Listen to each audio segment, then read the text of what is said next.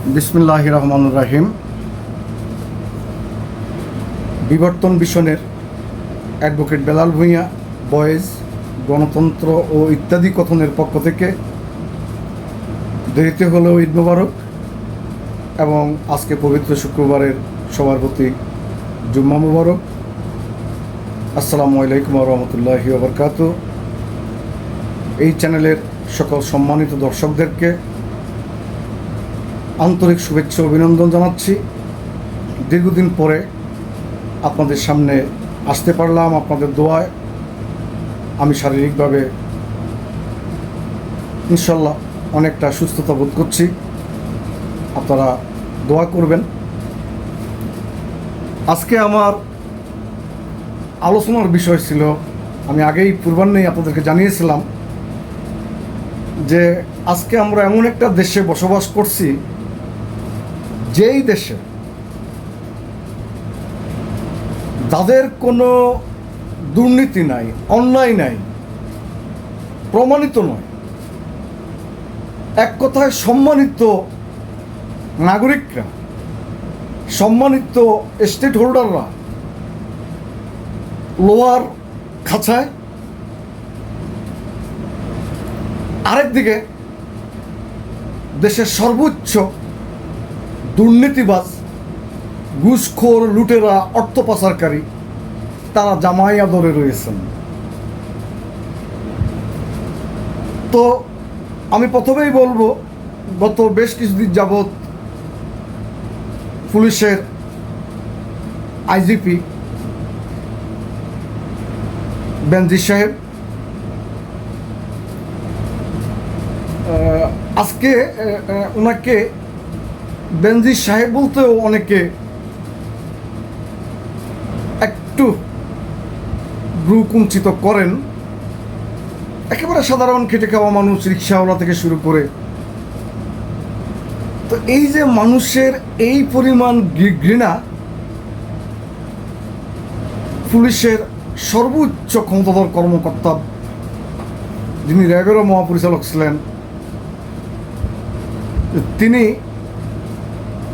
সম্পদের মোহে একটা দেশের গণতন্ত্রকে জলাঞ্জলি দিয়ে তিনি একটা দেশকে ধ্বংসের দ্বারপ্রান্তে নিয়ে গিয়েছেন বলে আজকে বিভিন্ন সংবাদ মাধ্যমে, বিভিন্ন সামাজিক মিডিয়াতে আসছেন। এত সম্পদ ওনার, যারা সরকারি বেতন সম্পর্কে জানেন তারা বলেন যে একজন আইজিপি চাকরি শেষ হওয়া পর্যন্ত সর্বোচ্চ 2 কোটি টাকার মতো বেতন ভাতা ইত্যাদি পেতে পারেন। তো ওনার এই যে হাজার হাজার হাজার হাজার কোটি টাকার সম্পত্তি, ওনার স্ত্রী চাকরি করেন না, ব্যবসা করেন না, ওনার নামে হাজার হাজার কোটি টাকার সম্পত্তি, ওনার মেয়েরা কোনো লাভজনক কাজ করেন না, চাকরি করেন না বা ব্যবসা করেন না, তাদের নামে হাজার হাজার কোটি টাকার সম্পত্তি। তো আমি একটা জিনিস মনে করি যে জনাব বেনজির অনেক লুটপাটকারী, পাচারকারীর চাইতে বোধহয় কিছুটা ভালো লোক। উনি ওনার অবৈধভাবে অর্জনকৃত, যদিও আদালত কর্তৃক এখনো প্রমাণিত হয় নাই, যদি আদালত কর্তৃক প্রমাণিত হয় সেক্ষেত্রে ওনার অবৈধ সম্পদের যেই অংশটা উনি বাংলাদেশে রিসোর্স এবং বিভিন্ন প্রজেক্ট করে এই দেশে রেখেছেন, তার জন্য আমার মনে হয় উনি একটা ধন্যবাদ পেতে পারেন।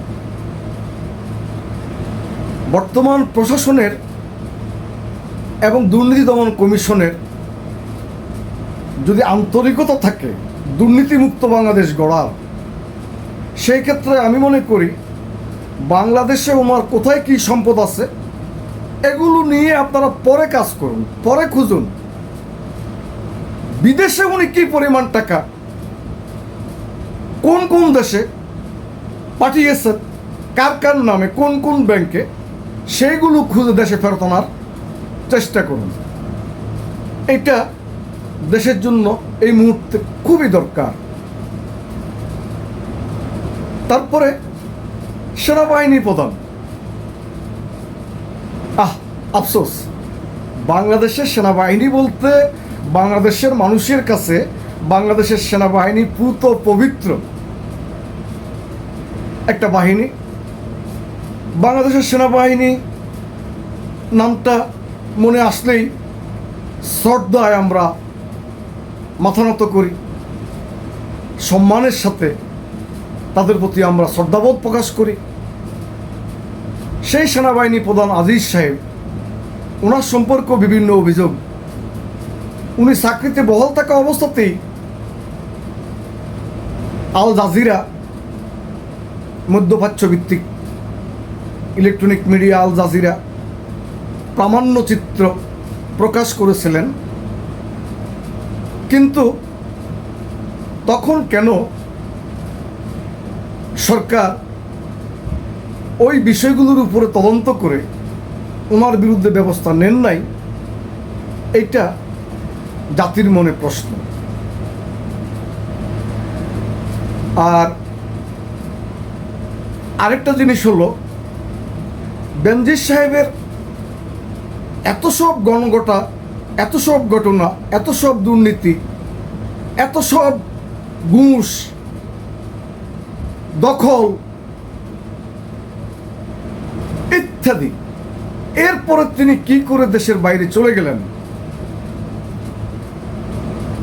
বিভিন্ন মিডিয়াতে খবর আসছেন তিনি তুরস্কতে স্থায়ীভাবে নাগরিকত্ব নিয়ে থাকার জন্য ব্যবস্থা করছেন। তিনি গেলেন কি করে? তিনি যান কি করে? আরেকটা বিষয় আমার বোধগম্য নয়, দুর্নীতি দমন কমিশনের উপরে আমি শ্রদ্ধা রেখেই বলছি, যে সময়ে ওনাকে দুর্নীতি দমন কমিশনে হাজিরা দেওয়ার কথা, সে সময়ে তিনি পিটিশন দিলেন, অন্য লোক দিয়ে পিটিশন ফেলে আসলেন। সেই পিটিশনে ওনার সময় মঞ্জুর করা হয় বরং উনি যা চেয়েছেন তার থেকে বেশি। জানি না আমরা আগামী দিনের আদালত, আগামী দিনে দুর্নীতি দমন কমিশনের কাছ থেকে বাংলাদেশের স্বার্থে ওনারা কি কাজ করবেন, এই নিয়ে অতীতেও আমরা দ্বিধাদ্বন্দ্বে ভুগেছি। আশা করি এইবার ওনারা প্রমাণ করবেন যে রাষ্ট্রীয় এই ইনস্টিটিউটগুলো রাষ্ট্রকে রক্ষার জন্য সর্বোচ্চ হাতিয়ার হিসাবে কাজ করবেন, নিজেদের দক্ষতা প্রমাণ করবেন, নিজেদের সততা প্রমাণ করবেন, এই প্রত্যাশা জনগণ রাখে। তো আমার বক্তব্য হলো, জনাব তারেক রহমানের দুর্নীতির মামলায় তিনি খালাস পেলেন জজ কোর্ট থেকে। তিনি খালাস পাওয়ার পর যেই বিচারক এই রায় দিয়েছিলেন, সেই বিচারককে দেশ থেকে পালিয়ে যেতে হলো কেন? যাক, পরবর্তীতে আমরা দেখেছি এই মামলাটি উচ্চ আদালতে গিয়ে আবার জনাব তারেক রহমানকে উচ্চ আদালত শাস্তি দেন, নিম্ন আদালতের রায়কে বাতিল করে। আমি একজন আইনজীবী হিসেবে আদালতের রায় নিয়ে কথা বলার এখতিয়ার রাখি না। আমি জাস্ট বুঝার জন্য বলছি, এদেশের জনগণকে, এদেশের গণমানুষকে এবং গণতন্ত্রকামী মানুষকে এবং সমগ্র বিশ্বের গণতন্ত্রকামী, গণতন্ত্রের অভিভাবক, গণতান্ত্রিক বিশ্বের নেতৃত্ব, তাদের প্রতি আন্তরিকভাবে অনুরোধ করব, আমাদের দেশে আজকে গণতন্ত্রহীনতার কারণেই মূলত লুটপাট, ঘুষ, দুর্নীতি, গুম, খুন, বিচারের নামে বিচারহীনতা, শিক্ষা ব্যবস্থা উপরে জনগণ সন্তুষ্ট নয়, কোনো বিষয়ে এমন কোনো খাত নাই যে খাতের উপরে জনগণ সন্তুষ্ট। তো জনাব তারেক রহমান আজকে দেশ থেকে পালিয়ে প্রবাসী হয়ে লন্ডনে আশ্রয় নিয়ে আছেন। জনাব তারেক রহমানকে 111-এর সরকার সর্বোচ্চ শাস্তি দেওয়ার জন্য, এবং কি আমরা এটাও শুনেছি উপযুক্ত প্রমাণ পেলে, বিশেষ করে 10 ট্রাক মামলা, বিশেষ করে গ্রেনেড হামলা সহ এগুলো 111-এর তৎকালীন সামরিক সরকারের ছত্রছায়ায় থাকা সরকার সর্বোচ্চ তদন্ত করেছেন, এবং ওনার বিরুদ্ধে যদি এভিডেন্স পাওয়া যেত তখনই ওনার বিরুদ্ধে এই মামলাগুলো হতেন, এবং তখনই বিচার হয়ে ওনাকে সর্বোচ্চ শাস্তির ব্যবস্থা করতেন। কিন্তু জনাব তারেক রহমানের উপরে 111-এর সরকার কি পরিমাণ অবিচার করেছে, নির্যাতন করেছে, শারীরিকভাবে মৃত্যুর মুখোমুখি করেছেন। কিন্তু এই মামলাগুলোতে ওনার বিরুদ্ধে কোনো প্রমাণপত্র পান নাই, কোনো যুক্তিযুক্ত এভিডেন্স পান নাই, ফলত তারা ওনাকে রাজদণ্ড দিতে পারেন নাই। কিন্তু পরবর্তীতে আমরা দেখলাম ওই মামলাগুলোতে ওনাকে আবার নিয়ে আসা হলো, যেই মামলাগুলোতে আজকে উনি শাস্তি ভোগ করছেন, দেশের বাইরে প্রবাসী আছেন। Madam Begum Khaleda Zia orphanage trust মামলায় 2 কোটি টাকা দান করেছেন মধ্যপ্রাচ্যের এক সরকার, সেটা বর্তমানে 6 কোটি টাকার উপরে, যেখানে দুর্নীতির লেশমাত্র নাই বলে আইনজীবীরা, বেগম জিয়ার পক্ষে আইনজীবীরা তাদের বক্তব্যে বলেছেন। এরপরও মাননীয় আদালত রায় দিয়েছেন, শাস্তি দিয়েছেন, আজকে উনি কারাগারে। এমনিভাবে মানবাধিকার কর্মী, এমনিভাবে সংবাদকর্মী দেশের স্বার্থে কথা বলতে গিয়ে, গণতন্ত্রের পক্ষে কথা বলতে গিয়ে, দুর্নীতির বিরুদ্ধে কথা বলতে গিয়ে, গুম খুন লুটপাট পাচারের বিরুদ্ধে কথা বলতে গিয়ে সরকারের হাতে মামলা খেয়েছেন, জেলে গিয়েছেন, নানাভাবে নির্যাতিত হয়েছেন। সবচেয়ে বড় কথা,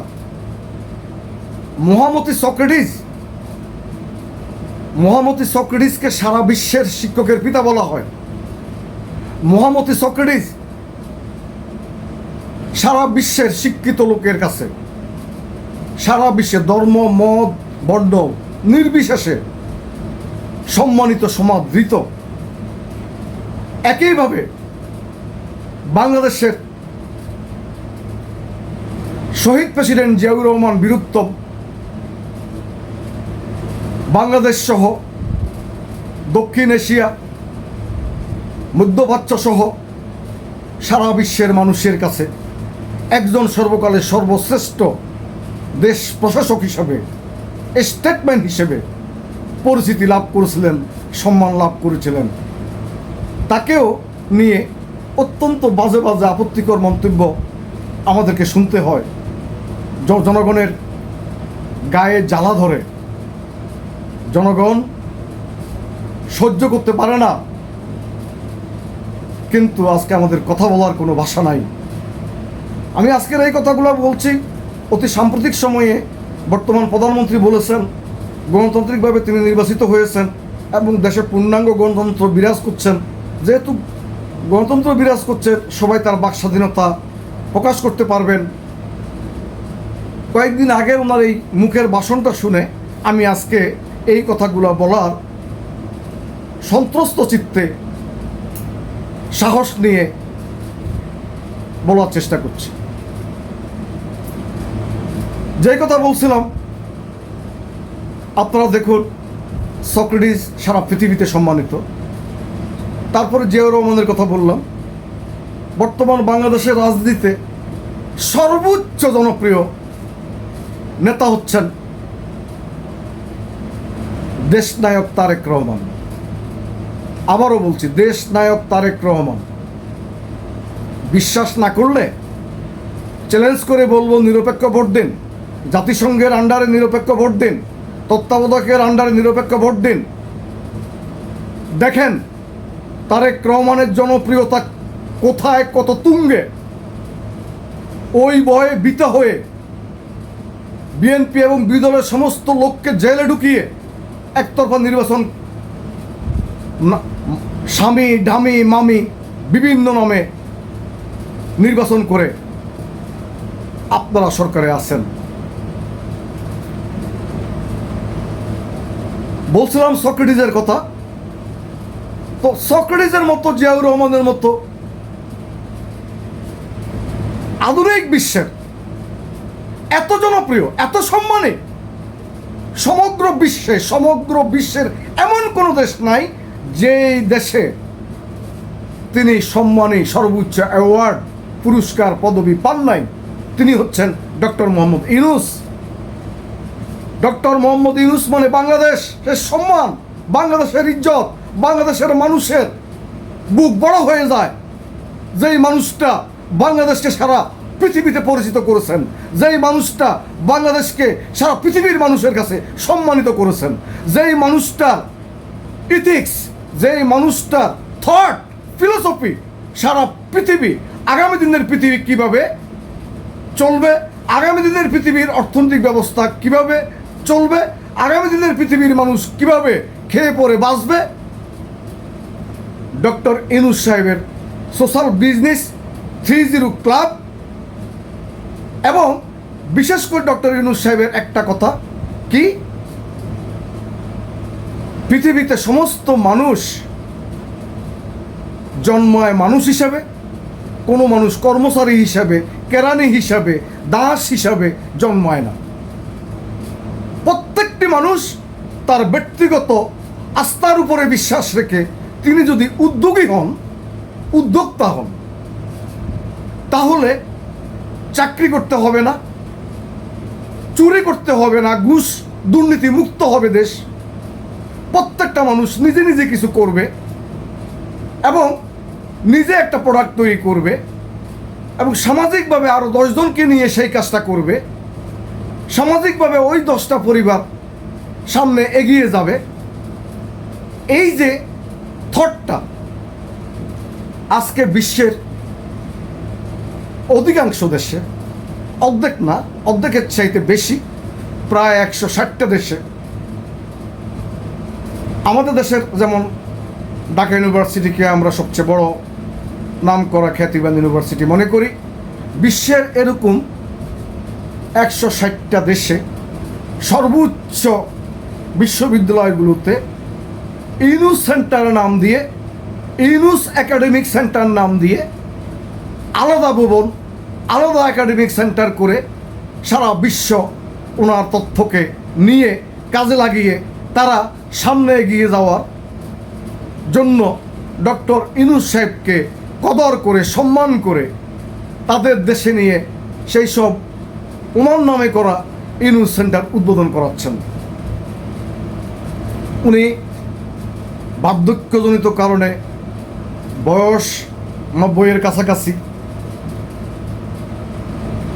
এত পৃথিবীর এত দেশ থেকে দাওয়াত উদ্বোধন করার জন্য ওনার এই সোশ্যাল বিজনেস 30 ক্লাব এবং এই থিমের যে একাডেমিক দিক, এটার উপরে বক্তব্য রাখার জন্য, উদ্বোধন করার জন্য তিনি সব জায়গায় যেতে পারেন না। ওনার সেকেন্ড ম্যান আরেকজন অত্যন্ত প্রখ্যাত নাম করা মানুষ, যিনি আমেরিকার কয়েকটা বিশ্ববিদ্যালয়ে পড়িয়েছেন এবং বাংলাদেশের একাধিক বিশ্ববিদ্যালয়ে পড়িয়েছেন, সবচেয়ে নাম করা বিশ্ববিদ্যালয়ে, জনাব প্রফেসর ডক্টর হান্নান চৌধুরী।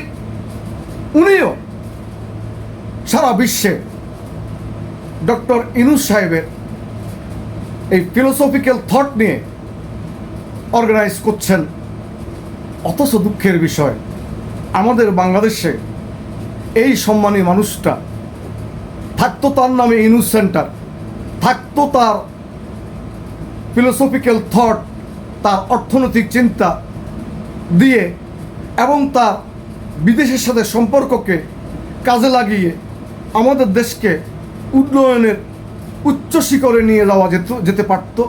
সেই ক্ষেত্রে আমরা তাকে বারবার অসম্মানিত করছি। কয়েকদিন আগে উনি অত্যন্ত দুঃখ করে বললেন, আমাকে লোহার গারদে ঢুকতে হলো, আমার প্রতি দেবদেবী খুশি নয়। এই দেবদেবী কারা? কেন ওনার উপরে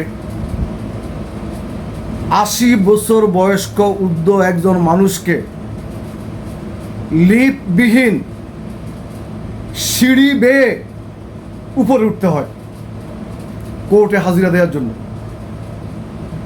এই অমানবিক দৃশ্য অনেকে দেখে কেঁদে ফেলেছেন, আমি কেঁদে ফেলেছি। এবং নামাজের মুনাজাতে ওনার জন্য আমি দোয়া করেছি। আমি না, বাংলাদেশের অধিকাংশ মানুষ ওনার জন্য দোয়া করেন, তারেক রহমানের জন্য দোয়া করেন, বেগম খালেদা জিয়ার জন্য দোয়া করেন, শহীদ প্রেসিডেন্ট জিয়াউর রহমানের জন্য দোয়া করেন। কেন করেন? এই মানুষগুলো এই দেশের গণতন্ত্রের জন্য, এদেশের অর্থনৈতিক উন্নতির জন্য, কেউ এদেশকে সারা বিশ্বে সম্মানিত করার জন্য। এই মানুষগুলো আজীবন কাজ করেছেন, কাজ করে যাচ্ছেন। এই মানুষগুলো এদেশের স্বাধীনতাকে সুরক্ষিত রাখতে চান, এদেশের সার্বভৌমত্বকে সুরক্ষিত রাখতে চান। এদেশ কারো ক্রীড়নক হয়ে, এদেশ কোনো আধিপত্যবাদের হাতে নিউ কলোনিয়াল এক্সপ্লয়টেশনাল অ্যাডমিনিস্ট্রেটিভ ব্যবস্থার অধীনে চলে যাক, নয়া উপনিবেশিক শাসন ব্যবস্থার অধীনে চলে যাক, এই মানুষগুলো এইটা চান না বলেই যারা আমরা এটা চাই না, আমাদের উপরে, আমাদের জন্য এই দেশটা আজকে দোজক হয়ে গেছে, আজকে এই দেশটা আমাদের জন্য কারাগার হয়ে গেছে। তাই আসুন আমরা প্রকৃত সম্মানীদেরকে সম্মান করতে শিখি। যেখানে সম্মানী ব্যক্তিকে সম্মান দেওয়া হয় না, সেখানে আর সম্মানী লোকের জন্ম হয় না। আসুন তারেক জিয়ার, জনাব তারেক জিয়ার দেশকে নিয়ে গণতান্ত্রিক কাঠামোর মধ্য দিয়ে জনগণকে রাষ্ট্র ক্ষমতার অংশীদারিত্ব এবং মালিকানার অংশীদারিত্ব দেওয়ার মধ্য দিয়ে একটা সুরক্ষিত স্বাধীন, সুরক্ষিত সার্বভৌমত্ব, শান্তিপূর্ণ মানবিক গণতান্ত্রিক রাষ্ট্র কাঠামো তৈরির যে সংগ্রাম, এই সংগ্রামে সমগ্র জনগণকে আহ্বান করব যে আসুন আমরা রাজপথে আমাদের দেশটাকে রক্ষার জন্য, দেশের গণতন্ত্রকে পুনরুদ্ধার করার জন্য কাজ করি। আন্দোলন, সংগ্রাম, যুদ্ধ আমাদেরকে করা আমাদের ইমানি দায়িত্ব। ডক্টর ইউনূস স্যারের জন্য মহান আল্লাহর কাছে দোয়া করে আল্লাহ ওনাকে শতায়ু করুক, ওনাকে সুস্থ রাখুক। পাশাপাশি আমাদের বাংলাদেশের সবচাইতে জনপ্রিয় নেত্রী ম্যাডাম বেগম খালেদা জিয়াকে আল্লাহ দ্রুত কারামুক্ত করুক, সুস্থ করুক। আমাদের দেশের বর্তমানে সবচেয়ে জনপ্রিয় নেতা দেশনায়ক জনাব তারেক রহমানকে আল্লাহ পাক রাব্বুল আলামিন সর্বোচ্চ সুস্থতা দান করুক এবং নিরাপত্তার সাথে, হেফাজতের সাথে আল্লাহ যেন ওনাকে নিজের রহমতের নিরাপত্তা চাদরে আবৃত রাখেন, এই দোয়া করে আপনাদের সকলকে রাজপথের আন্দোলনে অংশগ্রহণ করার আহ্বান রেখে সবাইকে আবারও ঈদ মুবারকবাদ জানিয়ে আমার বক্তব্য আজকের মতো আমার আলোচনা শেষ করছি। ধন্যবাদ।